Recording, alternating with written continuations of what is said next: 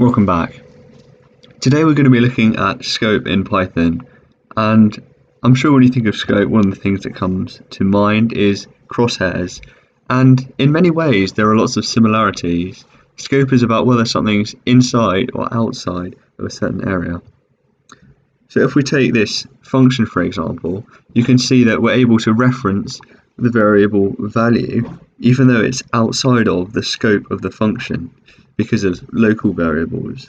And scope doesn't just apply to functions, it also applies to loops, for example for loops where you've got a variable, maybe I, that you're using for an index. So I thought we'd take a look at a notebook. And slightly differently today, I'm going to run the notebook in VS Code, just so that you can continue to see the formatting and the kind of style of code that we get in VS Code. And you get this by running the Jupyter server, and then you just open the notebook in VS Code.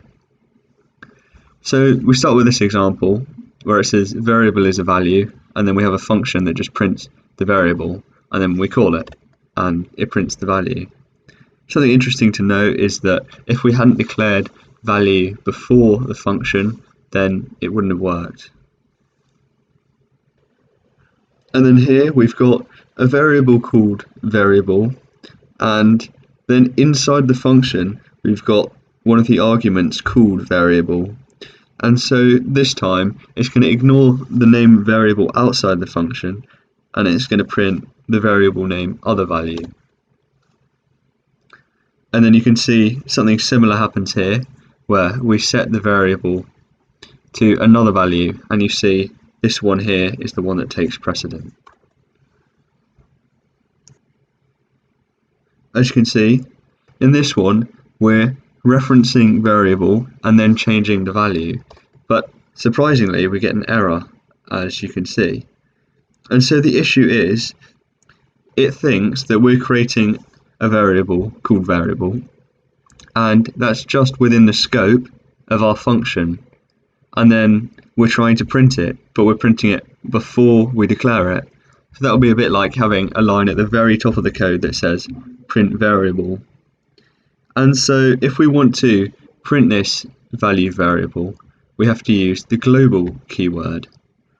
And the global keyword just says, every time I reference this global thing, I want you to make sure that I'm referencing the global version rather than the local version. And you can see with this addition, the code works. And so now we're going to see what happens to the variable when we edit it in our function, both inside and outside. So this is just a simple example. You can expect what will happen. But this one's slightly different, where we call our function with other value, it prints the variable, which will be other value, but it doesn't change the variable name that's global, so the one outside the function.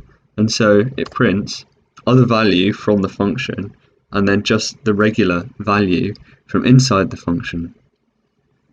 And then lastly, if we try changing the global variable, you can see what happens here is, we call the function, and the function looks for variable globally, and it finds, oh, it's equal to value, and then it'll print that.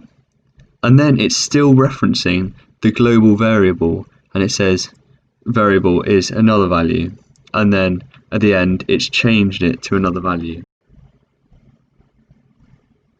So there's not a lot that you need to know on scope. One way to avoid issues with scope is to use object-oriented programming, and then you refer to the object. But generally you would have to take into account these issues when you're using lots of functions. So hopefully you've learned a bit about scope, and you'll be able to use it to good in your next project. So I hope you've enjoyed this video, and I'll see you again same time next week. Till then.